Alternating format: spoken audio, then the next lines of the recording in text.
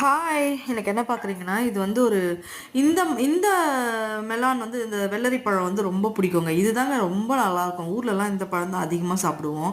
இப்போ வருதுல்ல இந்த மஸ்க் மெலான் சின்ன சின்னதா, எனக்கு அதோட ஸ்மெல் பிடிக்காதுங்க எப்பயுமே. பட் ஆனா இது பாருங்களேன், அப்படியே மணல் மணலா இருக்கும். உள்ள உடைச்சு காட்டுவேன் பாருங்க. அவ்வளோ நல்லாயிருக்கும். இந்த பழத்தில வந்து ஒண்ணுமே இல்ல. சர்க்கரை போட்டு அப்படியே கொத்தி சாப்பிட வேண்டியது தான். செம்மையா இருக்கும். இதில ஜூஸ் போட்டு மிக்ஸிலலாம் அடிக்க வேண்டியதில்ல. அடிச்சு கூட சாப்பிடலாம். பட் ஊர்லலாம் அப்படி சாப்பிட மாட்டாங்க. இப்படி தான் சாப்பிடுவாங்க. ரொம்ப பிடிக்குங்க எனக்கு. ரொம்ப நல்லாயிருக்கும் இந்த பழம் சாப்பிட்றதுக்கு. இது வாங்கிட்டு வந்திருந்தாங்க. சரி நாட்டு சர்க்கரை போட்டு இந்த மாதிரி கொத்தி அழகாக எடுத்து ஸ்பூன் போட்டு சில் பண்ணி கொஞ்சம் சாப்பிட்டாச்சு. செம்மையாக இருந்ததுங்க.